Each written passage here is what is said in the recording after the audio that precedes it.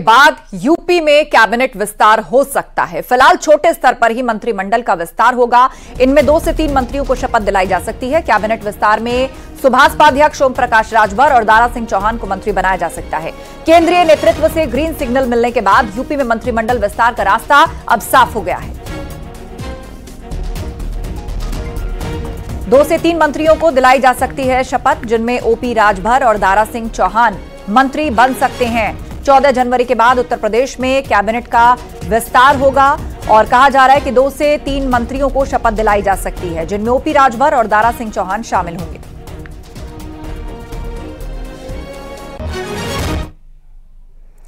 देश भर की अदालतों में ऑफिसर्स की पेशी को लेकर सुप्रीम कोर्ट ने अब एसओपी बनाई है और सभी हाई कोर्ट्स को यह एसओपी जारी भी की है।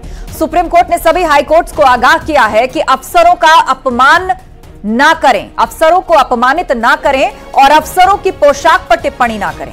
आपको बता दें, इलाहाबाद हाई कोर्ट ने राज्य के 2 ऑफिसर्स को हिरासत में लिया है और बाद में 20 अप्रैल को सुप्रीम कोर्ट के आदेश पर यह अफसर रिहा किए गए थे। और अब सुप्रीम कोर्ट ने इस पूरे मामले में ही एसओपी बना दी है और देश के तमाम हाई कोर्ट्स को यह गाइडलाइंस जारी की गई हैं कि अफसरों को अपमानित ना करें और विशेष तौर पर उनका जो पहनावा है, उनकी पोशाक पर टिप्पणी ना करें। यूपी के 2 अफसरों से जुड़े केस में फैसला देते हुए सुप्रीम कोर्ट ने यह बात की है और साथ ही एसओपी भी बनाई है पेशी को लेकर। देश भर की अदालतों के द्वारा सरकारी अफसरों को पेशी के मामले में सुप्रीम कोर्ट ने अपना बड़ा फैसला सुनाया है। सुप्रीम कोर्ट ने सरकारी अफसरों को अदालत में पेश होने के लिए एक स्टैंडर्ड प्रोसीजर गाइडलाइन बनाया है। हालांकि सुप्रीम कोर्ट ने अपने फैसले में यह कहा है कि अदालतें सरकारी अफसरों को अदालत में पेश होने के आदेश देने से बचे। वहीं सुप्रीम कोर्ट ने तमाम हाई कोर्ट को यह भी निर्देश दिया है कि वो सरकारी अफसरों के ड्रेस को लेकर और उनके कार्यशैली को लेकर कोई भी टिप्पणी न करें। संभल के एसपी एमएलए इकबाल महमूद ने बीजेपी पर हमला किया। उन्होंने कहा कि बीजेपी में मुसलमानों का कोई कॉन्सेप्ट नहीं है और बीजेपी का अल्पसंख्यक मोर्चा भी दिखावा है। बीजेपी के शुक्रिया मोदी भाईजान कार्यक्रम पर उन्होंने सवाल उठाया कि बीजेपी को इलेक्शन के समय में ही क्यों मुसलमानों की याद आती है। उन्होंने यह भी दावा किया कि कांग्रेस की तरह बीजेपी का बुरा हाल होगा।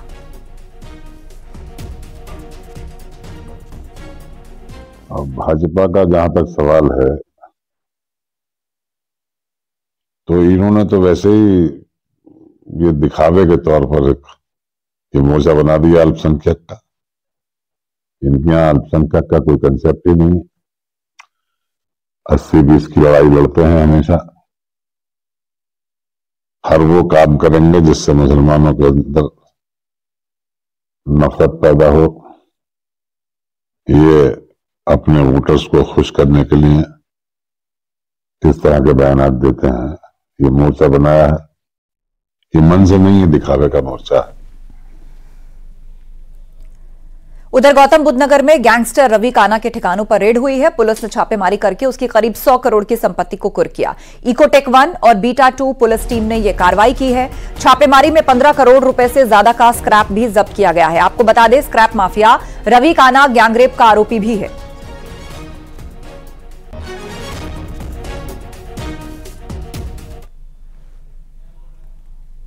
कानपुर देहात में कोहरे और बारिश के चलते सड़क हादसा हुआ है। यहां स्लीपर बस नेशनल हाईवे पर पलट गई तो गनीमत रही कि बस में सवार यात्री बाल बाल बच गए। इस हादसे में कई यात्रियों को मामूली चोटें आई हैं। स्थानीय लोगों ने बस में फंसे यात्रियों को बाहर निकाला है। इस रेस्क्यू की लाइव तस्वीरें सामने आई हैं। तस्वीरों में आप देख सकते हैं कि किस तरह से स्थानीय लोग शीशे तोड़कर बस में फंसे लोगों को बाहर निकाल रहे हैं। घटना की जानकारी मिलने पर पहुंची पुलिस ने घायलों का प्राथमिक इलाज कराकर दूसरी बस से उनको रवाना किया। यह बस मथुरा से कानपुर की ओर जा रही थी, लेकिन बीच रास्ते में यह हादसे का शिकार हो गई। कई यात्रियों को चोटें आई हैं। इस बीच स्थानीय लोगों ने ही शीशे तोड़कर अंदर फंसे हुए यात्रियों को बाहर निकाला। पुलिस की मदद से उनका रेस्क्यू किया गया और दूसरी बस में उन्हें शिफ्ट करके फौरन अस्पताल या गंतव्यों तक पहुंचाया गया। बाल बाल बच गए यात्री। ये तस्वीरें हैं, देखिए किस तरह से स्थानीय लोग और पुलिस शीशा तोड़ करके पलटी हुई बस से यात्रियों को सुरक्षित बाहर निकालते हुए नजर आ रहे हैं।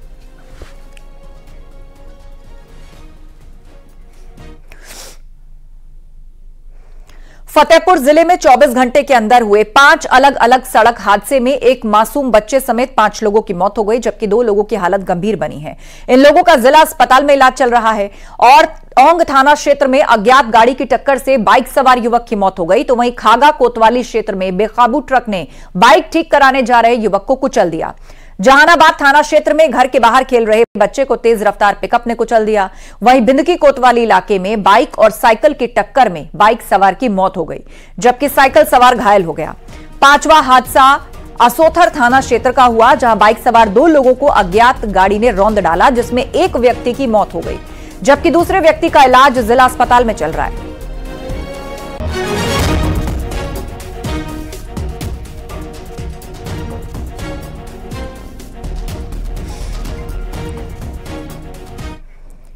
उधर उन्नाव में स्कूल बस और पिकअप में जोरदार भिड़ंत हो गई। इस हादसे में पिकअप का ड्राइवर और एक छात्र घायल हो गया। हादसे की सूचना पर पहुंची पुलिस ने सभी को इलाज के लिए भेज दिया।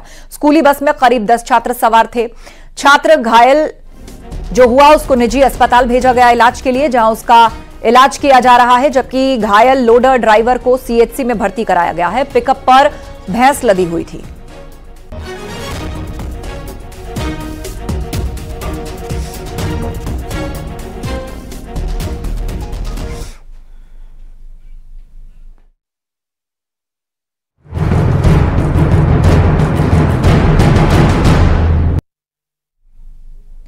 ज्ञानवापी परिसर की एएसआई सर्वे रिपोर्ट सार्वजनिक करने की मांग पर वाराणसी जिला कोर्ट में आज सुनवाई होगी और इसके बाद फैसला आ सकता है। दरअसल मंदिर और मस्जिद पक्ष ने रिपोर्ट देने की मांग की है। आपको बता दें, वाराणसी जिला जज कोर्ट के आदेश पर एएसआई ने ज्ञानवापी परिसर में सर्वे किया था और उसके बाद एएसआई ने कोर्ट में सीलबंद लिफाफे में अपनी रिपोर्ट दी है।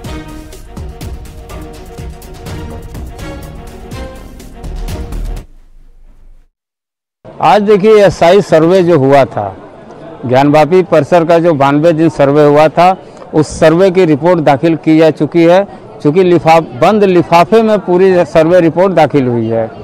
हम लोगों का मांग था, प्रार्थना पत्र था, चूँकि सुप्रीम कोर्ट ने भी ये मामला सुना था और सुनने के बाद आदेश दिया था, निर्देश दिया था कि आप इसको बंद लिफाफे में आप दाखिल नहीं करेंगे। तो ये मांग हम लोगों की थी कि इसको खुले जो है लिफाफे में बंद न किया जाए, खुले तौर पे इसको जो है दाखिल किया जाए। और चूँकि मुस्लिम पक्ष का भी एक प्रार्थना पत्र था कि इसको बंद लिफाफे में ही रखा जाए और सीक्रेट रूप से इससे सुनवाई हो, पब्लिक डोमेन में इसको प्रसारित न किया जाए।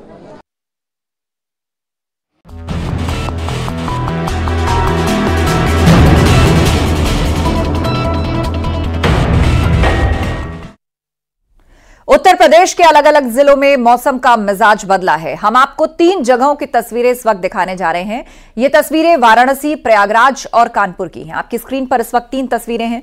वाराणसी में शीतलहर के बीच आज तेज बारिश हुई है, तो वहीं संगम नगरी प्रयागराज में कई घंटे से रुक रुक कर बारिश हो रही है। उधर कानपुर में भी मौसम ने करवट ली है। यहां बारिश के साथ ओले भी गिरे हैं, जिसके चलते तापमान में 3 डिग्री तक गिरावट आई। कोहरे के बाद बारिश की वजह से ठंड और बढ़ गई है।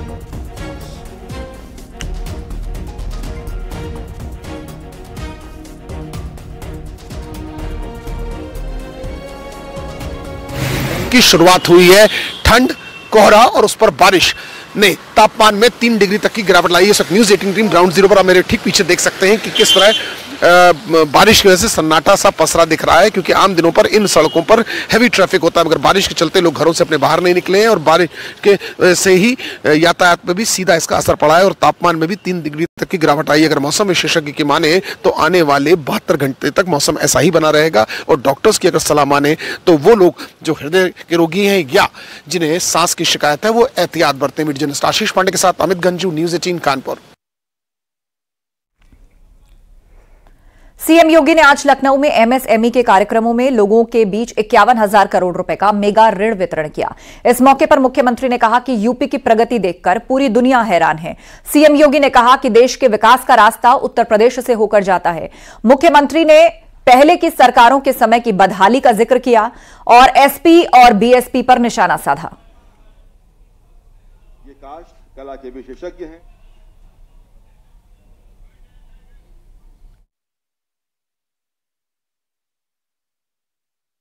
देश की आज की इस प्रगति को देख करके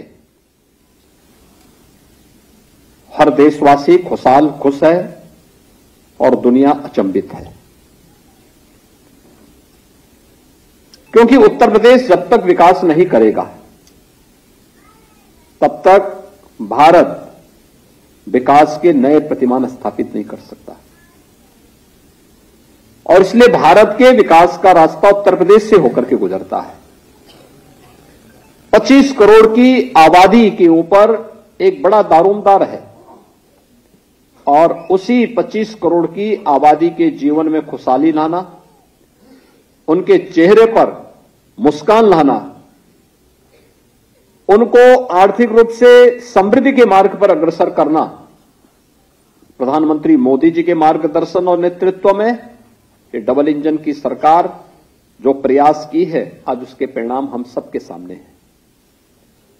ये प्रयास जो आज एमएसएमई सेक्टर के लिए ओडीओपी के माध्यम से, परंपरागत हस्तशिल्पी और कारीगरों के लिए विश्वकर्मा श्रम सम्मान के माध्यम से जिसे हमने आगे बढ़ाया था, युवाओं के रोजगार और स्वावलंबन के लिए जिसे हमने आगे बढ़ाया था, आज उसके परिणाम हम सबके सामने हैं।